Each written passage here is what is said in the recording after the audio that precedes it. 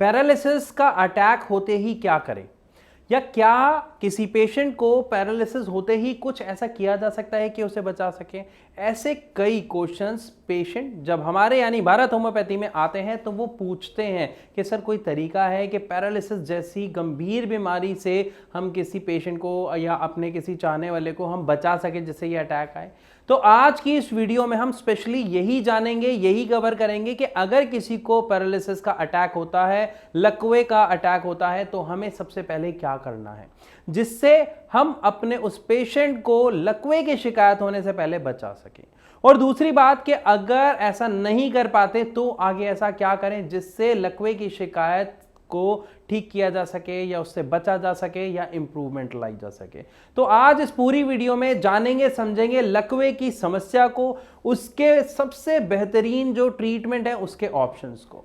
नमस्कार, मैं ललित शर्मा स्वागत करता हूं आपका अपनी इस वीडियो में, जहां पर आज हम लकवे यानी पैरालिसिस के बारे में डिटेल से बात करेंगे कि सबसे पहले लकवे का अटैक होते ही किसी व्यक्ति को क्या करना चाहिए। और ये समझने के लिए आपको एक चीज समझनी पड़ेगी कि जो लकवे का अटैक हो रहा है ये दो कारणों से होता है। कौन से दो कारण? एक होता है स्ट्रोक और एक होता है हैमरेज। ध्यान से समझिएगा, स्ट्रोक यानी किसी चीज की रुकावट, अटक जाना किसी चीज का, और हैमरेज मींस किसी नस का फट जाना। दोनों ही चीजें दिमाग में होती हैं। क्या होता है, दिमाग की किसी नस में अगर खून का कोई थक्का फंस गया जिसकी वजह से ब्लड आगे फ्लो नहीं हुआ, मतलब दिमाग को आगे ब्लड नहीं मिला काम करने के लिए, तो वहां पर पैरालिसिस का अटैक देखने को मिल जाता है जिसे हम स्ट्रोक अटैक बोलते हैं। लेकिन उसी के दूसरी तरफ अगर दिमाग की कोई नस फट जाती है और खून बाकी दिमाग के हिस्से में फैल जाता है तो उससे दिमाग में जो छोटे छोटे ब्रेन सेल्स होते हैं वो काम करना बंद कर देते हैं उस खून के फैलने के कारण, जिसकी वजह से पैरालिसिस अटैक होता है जिसे ब्रेन हेमरेज कहा जाता है।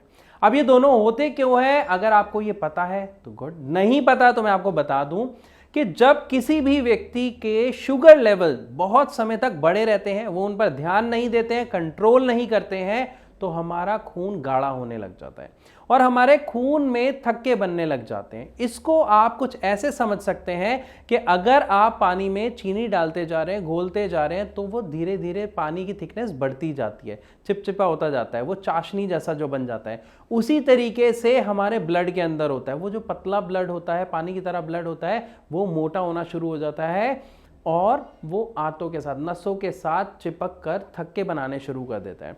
तो ब्लड तो फ्लो हो रहा होता है, उस फ्लो के साथ, उस बहाव के साथ अगर कोई थक्का वहां से छूटा, आगे ब्लड के साथ फ्लो कर रहा है, और जब वो किसी दिमाग की नस में जाके फंस जाता है, जब आगे ब्लड नहीं जा रहा, तो स्ट्रोक की समस्या आ जाती है। लेकिन अगर आपको या किसी को भी शुगर के साथ साथ हाई ब्लड प्रेशर, कोलेस्ट्रॉल की प्रॉब्लम है, तो हाई ब्लड प्रेशर होने की वजह से दिमाग की नस फटने का खतरा बना रहता है। इसीलिए शुगर, हाई बीपी जैसी बीमारियों को हमें लाइटली नहीं लेना चाहिए, बल्कि इवन कई लोगों को मैं बोलते हुए सुनता हूं कि शुगर है ना, ठीक है, कोई दिक्कत नहीं है, अरे ज़्यादा टेंशन मत ले, खा लिया कर भाई। प्लीज़, अगर आपका भी कोई चाहने वाला या आपका कोई दोस्त ऐसा कहता है तो मैं हाथ जोड़ के रिक्वेस्ट करता हूं, इस चीज़ पर आप बिल्कुल ध्यान ना दें। रीजन शरीर आपका है, समस्या आपकी है, और उससे जो समस्या बढ़ेगी उसका भुगतान आपको ही करना पड़ेगा। तो समय रहते सबसे पहले आपको क्या करना है, अगर पैरालिसिस से बचना है तो अपने शुगर के लेवल्स को कंट्रोल करना है, अपने बीपी को कंट्रोल करना है। तो ये तो बात हो गई पैरालिसिस के कारण क्या है। लेकिन जो हमने शुरुआत की थी इस वीडियो की समझने के लिए कि अगर किसी को पैरालिसिस होता है तो सबसे पहले क्या करें, तो किसी को भी अगर स्ट्रोक अटैक आता है यानी जिसमें खून का थक्का जम जाता है, तो उस केस में पेशेंट को पैरालिसिस से काफी हद तक बचाया जा सकता है। कैसे, मैं आपको बताता हूं। जैसे ही किसी को पैरालिसिस अटैक आता है तो सबसे पहला काम जो हमें या उनके केयरटेकर या परिवार के सदस्यों को करना चाहिए, जितनी जल्दी हो सके उसे हॉस्पिटल लेके जाएं, और ऐसे हॉस्पिटल लेके जाएं जहां पर एमआरआई की सुविधा उपलब्ध हो। मैंने क्यों कहा यहां पे एमआरआई, आप समझिए। जैसे ही आप पेशेंट को हॉस्पिटल लेके जाएंगे, उसके दिमाग का एमआरआई किया जाएगा, जिससे सबसे पहले डॉक्टर ये पता लगाएंगे कि ये ब्लड स्ट्रोक प्रॉब्लम है या हैमरेज का अटैक है। अगर ये ब्रेन हैमरेज है तो यहां पर मैं माफी चाहूंगा, पेशेंट को पैरालिसिस से यानी लकवे से बचाना नामुमकिन होता है, बहुत मुश्किल होता है, बल्कि एक्चुअली पॉसिबल नहीं होता है। लेकिन अगर किसी को स्ट्रोक की प्रॉब्लम है जिसकी वजह से उससे पैरालिसिस या लकवा हुआ है, तो वहां पर अगर पेशेंट को 4 घंटे के अंदर अंदर हॉस्पिटल में ले जाके उसका एमआरआई करवा के डॉक्टर्स को पता लग जाता है, तो एक इंजेक्शन होता है जिसको देते ही वो जो थक्का होता है वो डाइल्यूट हो जाता है, यानी पतला हो जाता है, मिल जाता है, या ये कह दीजिए गल जाता है, जिसकी वजह से फ्लो आगे दिमाग में दोबारा से जारी हो जाता है और कुछ हल्का फुल्का नुकसान शरीर में देखने को मिलता है। लेकिन पैरालिसिस जैसी गंभीर समस्या का सामना उस पेशेंट को नहीं करना पड़ता और उस पेशेंट की जान बच जाती है पैरालिसिस जैसी समस्या से, यानी वो आम जिंदगी ही जीता है। हल्का फुल्का कुछ एक डिफेक्ट देखने को मिलता है या इंपैक्ट आप कह लीजिए देखने को मिलता है, जैसे हाथ में कुछ हल्का सा आपको दिक्कत देखने को मिल सकती है या पैर में चलने में हल्की सी लचक मिल सकती है, बस। लेकिन इसके अलावा जैसा कि हम देखते हैं पैरालिसिस में एक पेशेंट पूरी तरह बेड पर आ जाता है, हिलना डुलना चलना उसके लिए मुश्किल हो जाता है, बातें बोलना मुश्किल हो जाता है, खाना खाना मुश्किल हो जाता है। इन सब गंभीर समस्या से हम पेशेंट को बचा सकते हैं। यहां तक हमने समझा कि पैरालिसिस किस तरीके का होता है जिसमें हम पेशेंट को बचा सकते हैं, कैसे बचा सकते हैं, यह भी आपने समझ लिया कि पहले 4 घंटे में हमें कोशिश करनी है पेशेंट एक सही अच्छे बड़े अस्पताल में जाए और उसका इलाज हो जाए। लेकिन अब यहां पर एक और सवाल आता है जो पेशेंट अक्सर भारत होम्योपैथी के डॉक्टर से पूछते हैं और इवन ऑनलाइन भी हमसे पूछते हैं कि क्या अगर किसी को पैरालिसिस हो जाता है तो क्या उसे रिवर्स किया जा सकता है, उस पेशेंट की कंडीशन को ठीक किया जा सकता है, और अगर हां तो कैसे। देखिए, अगर आप किसी भी पेशेंट की कंडीशन को ठीक करना चाहते हैं, रिवर्स करना चाहते हैं, तो पहले एक बात मैं बहुत साफ साफ आपको बताना चाहूंगा, 100% ठीक पॉसिबल नहीं है। अगर आप कहेंगे 90%, 80%, जी हां पॉसिबल है। चलना खाना बोलना दोबारा की तरह पेशेंट कर सकता है, बिल्कुल पॉसिबल है। लेकिन कैसे पॉसिबल है ये समझना सबसे पहले जरूरी है उस पेशेंट को जिसको पैरालिसिस हुआ है, साथ ही उस केयर टेकर को जो उसका ध्यान रख रहा है। वो परिवार के सदस्य हो सकते हैं या कोई भी केयर टेकर हो सकता है। अब यहां पर ध्यान क्या रखना है कि सबसे पहली चीज, लोगों को लगता है मालिश करने से, एक्सरसाइज कराने से पैरालिसिस का पेशेंट बिल्कुल सही हो जाएगा, एक्टिव हो जाएगा, चलने लग जाएगा, सब काम हो जाएंगे, तो ये बिल्कुल झूठ है। एक्सरसाइज करने से अगर सिर्फ ठीक हो जाते तो दुनिया में बहुत सारे ऐसे लोग हैं जिनको पैरालिसिस की समस्या का सामना करना पड़ा है, अभी भी वो उसी दिक्कत से जूझ रहे हैं और एक्सरसाइज भी करते हैं, लेकिन उन्हें वो रिस्पॉन्स नहीं मिला। तो ये प्रूफ है।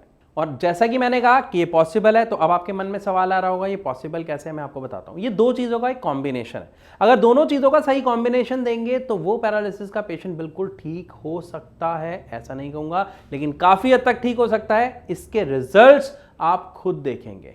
क्या करना है, सबसे पहले एक सही ट्रीटमेंट और उसके साथ एक सही डाइट और एक्सरसाइज, ये दो चीजों का कॉम्बिनेशन ही पेशेंट को ठीक करता है। ट्रीटमेंट मैंने क्यों बोला, जो दवा होती है ना, अब जब हम एलोपैथ में जाते हैं या कोई भी पैरालिसिस का पेशेंट कोई दवा ले रहा है, एलोपैथिक दवा ले रहा है, आप एक बार मेरे से मत पूछिए, हमारे डॉक्टर से बात मत करिए, आप खुद एक काम करिए, उन दवाओं को गूगल करिए, चेक करिए ये क्या काम कर रहे हैं। आप वहां पे देखेंगे आपको उसमें विटामिन्स, मिनरल्स, बहुत सारी चीजों की दवाइयां मिलेंगी, लेकिन कोई ऐसी दवा नहीं मिलेगी जो उस पेशेंट के दिमाग पे काम कर रही है। पैरालिसिस में दिक्कत कहां पे आई, दिमाग में आई, हाथों में पैरों में नहीं आई। डॉक्टर ने हाथ पैरों का एक्सरे नहीं किया था, एमआरआई नहीं किया था, किसका कराया था, दिमाग का कराया था। मतलब समस्या कहां पे है, दिमाग में है। तो हमें दवा क्या चाहिए, जो हमारे दिमाग पर जो नुकसान हुआ है उसकी रिकवरी पर वर्क करे। अब पैरालिसिस पेशेंट की दिमाग की रिकवरी कैसे होती है ये समझाता हूं। जब भी किसी को भी पैरालिसिस होता है, आप चाहे दवाई खाएं चाहे ना खाएं, पहले 6 महीने में आपको पेशेंट के अंदर रिकवरी नेचुरली दिखेगी। क्यों दिखेगी, क्योंकि उस पेशेंट के दिमाग में एक प्रोसेस चलता है और उस प्रोसेस को हम कहते हैं न्यूरोप्लास्टिसिटी। अब ये है क्या, मैं आपको समझाता हूं। अगर मान लीजिए हम कहीं पे भी ट्रेवल कर रहे हैं, कोई मेन रास्ता बंद है, तो क्या हम आगे नहीं जाते हैं। कैसे, एक दूसरा नया रास्ता बना लेते हैं, नई गलियों में से जाके देखते हैं तो अपने रास्ते पे हम चले जाते हैं, राइट। ऐसा ही सेम काम हमारा दिमाग करता है। जो उसका हिस्सा डैमेज हो गया, अब वो दोबारा जिंदा नहीं हो सकता, वो दोबारा ठीक नहीं हो सकता, ये कड़वा सच है। हमारा दिमाग क्या करता है, जो डैमेज सेल है वो तो खत्म हो गए, लेकिन बाकी जो सेल्स हैं उनको बूस्ट करता है, उनमें दोबारा वो ताकत देता है कि वो जो काम हमारा बाकी का वो वाला हिस्सा कर रहा था उसका भी काम कर सके, और उससे एक पेशेंट के अंदर पहले 6 महीने में आपको रिकवरी देखने को मिलती है। जैसे किस तरीके की रिकवरी? पेशेंट स्टार्टिंग में बोल नहीं पा रहा होता, कुछ खा पी नहीं रहा होता, लेकिन 15 से 20 दिनों में आप देखते हैं कि पेशेंट धीरे धीरे कुछ कुछ खाना पीना शुरू कर देता है। चल फिर नहीं पाते, हाथ पैर नहीं चल रहे, आप देखेंगे महीने से 1.5 महीने में पेशेंट थोड़ा थोड़ा खड़ा होना, अपना बैलेंस बनाना, बैठना, ये सीख जाता है। तो ये न्यूरोप्लास्टिसिटी से हो रहा होता है। चाहे आप कोई दवा खाएं या ना खाएं, आपको रिजल्ट मिलेगा। लेकिन यहीं पर अगर आप उस असर को एक्चुअली बूस्ट करना चाहते हो, अपनी पेशेंट को ठीक करना चाहते हो, चाहे उन पहले 6 महीनों में या उसके बाद, यहां पर आपका ट्रीटमेंट बहुत ही अहम किरदार निभाता है। आप जो ट्रीटमेंट लेते हैं, आप जो दवा लेते हैं, यहां पे मैं एलोपैथिक दवा के बारे में बात नहीं कर रहा, प्लीज इस चीज को नोट करिएगा। यहां पर मैं बात कर रहा हूं आयुर्वेदिक या होम्योपैथिक, और मैं यहां पर सबसे ज्यादा तवज्जो दूंगा होम्योपैथिक को। रीजन के साथ बताऊंगा, आप खुद समझिएगा, उसके बाद आप चूज करिए। होम्योपैथिक में किसी तरीके का कोई भी परहेज नहीं करना। दूसरी चीज, इसकी दवा लेना इतना आसान है, तरीका इतना आसान है, छोटी छोटी मीठी गोलियां होती हैं दवा के साथ, जो एक व्यक्ति अपने मुंह में डालता है, चूसता है, और वो दवा आपके मुंह में मिक्स होकर अपना वर्क करना शुरू कर देती है, जो एक पैरालिसिस वाले पेशेंट की कंडीशन के लिए बहुत ही आसान होता है कंज्यूम करना और उसका रिजल्ट लेना, राइट। इसी तरीके से अगर आप दूसरी तरफ देखेंगे ना, होम्योपैथिक के अलावा अगर हम आयुर्वेदिक की बात करें, तो उस दवा को लेना सबसे पहले एक बहुत मुश्किल टास्क है। दूसरी बात, उसमें परहेज बहुत सारे करने पड़ते हैं। ऑलरेडी पेशेंट की हालत ठीक नहीं है, उसके लिए खाने की बहुत कम चीजें हैं, उसमें भी अगर हम परहेज कर रहे हैं तो क्या उस पेशेंट को उतनी पावर मिल रही है? आप खुद सोचिए, क्या उसके शरीर की डिमांड पूरी हो पा रही है? नहीं। इसीलिए होम्योपैथिक सबसे अच्छी दवा और सबसे अच्छा ट्रीटमेंट माना जाता है पैरालिसिस के पेशेंट के लिए, जिसमें उन्हें रिजल्ट भी काफी अच्छा देखने को मिलता है। साथ ही अब ये ट्रीटमेंट क्या कर रहा होता है, जो हमारे दिमाग में न्यूरोप्लास्टिसिटी चल रही होती है उसको बूस्टअप करता है, उसमें हेल्प करता है हमारे दिमाग की उन सेल्स को डेवलप करने में एक फास्ट मोड में, जिससे हमें पेशेंट की रिकवरी बहुत अच्छी देखने को मिलती है। अब रिकवरी कैसे देखने को अच्छी मिलती है ये भी समझिएगा। पैरालिसिस पेशेंट को जो एक्सरसाइज कराई जाती है उसे जनरली हम बोलते हैं फिजियोथेरेपी, जिसके लिए वो फिजियोथेरेपिस्ट के पास जाते हैं, वो एक्सरसाइज कराते हैं। गुड, जरूरी है। लेकिन असल में जो एक पेशेंट में चेंज, बदलाव देखने को मिलता है, वो कब देखने को मिलता है? जब पेशेंट खुद के इनिशिएट लेके एक्सरसाइज करता है। अब यहां पर एक बहुत अहम बात समझनी है, इसको आप एक एग्जाम्पल के थ्रू समझने की कोशिश करो। हमारे घर में बच्चे होते हैं, जब माता पिता उसे पीट के कहते हैं बेटा पढ़ पढ़ पढ़, फर्स्ट आना है, क्या बच्चा फर्स्ट आ पाता है? क्या बच्चा पढ़ लेता है? खुद के मन से पढ़ता है, और शायद पढ़ता है तो भूल जाता है, राइट। यही सेम प्रॉब्लम हो रही होती है। लेकिन अगर किसी बच्चे का खुद से पढ़ाई में इंटरेस्ट आ जाए तो वो सिर्फ पढ़ता है, वो फर्स्ट सेकंड अपने आप आ रहा होता है। उसके पेरेंट्स कभी भी उसके ऊपर प्रेशराइज नहीं कर रहे होते कि बेटा पढ़, ये कर, वो कर। सेम एक पैरालिसिस पेशेंट के साथ हो रहा होता है। अगर वो पेशेंट फिजियोथेरेपिस्ट के पास जा रहा है और वो उन्हें एक्सरसाइज करा रहे हैं, जबरदस्ती पेशेंट इनिशिएट नहीं ले पा रहा या नहीं ले रहा, तो यहां पर पेशेंट के अंदर रिकवरी बहुत ही कम देखने को मिलती है। लेकिन अगर फिजियोथेरेपिस्ट के साथ साथ वो पेशेंट खुद इनिशिएट कर रहा है, अब वो खुद इनिशिएट कब करेगा? जब आप उसको उसकी उन एक्टिविटीज से जोड़ोगे जो उन्हें पसंद है, जो वो किया करते थे। एक एग्जांपल लेते हैं इसमें भी। मान लीजिए उस पेशेंट को चाय बहुत पसंद थी, चाय सामने रख दीजिए, बोलो चाय उठाने की खुद कोशिश करो। किसी भी पैरालिसिस पेशेंट के साथ क्या होता है, आधा हिस्सा काम कर रहा होता है, आधा हिस्सा काम नहीं कर रहा होता। उन्हें कहना है जो हिस्सा काम कर रहा है वहां से नहीं पकड़ना, जो हिस्सा काम नहीं कर रहा वहां से उठाओ, हमने चाय आपके लिए रख दी है। अब यहां पे क्या होगा, वो अपने दिमाग पर जोर डालेगा, बार बार कोशिश करेगा, नहीं होगी तो वहां पर जो फिजियोथेरेपिस्ट है, जो उसके केयर टेकर है, वो उसे समझाएंगे कि दूसरे हाथ से हेल्प लीजिए, अपना हाथ लेके जाइए और कोशिश करें उस कप को पकड़ने की, उठाने की, राइट।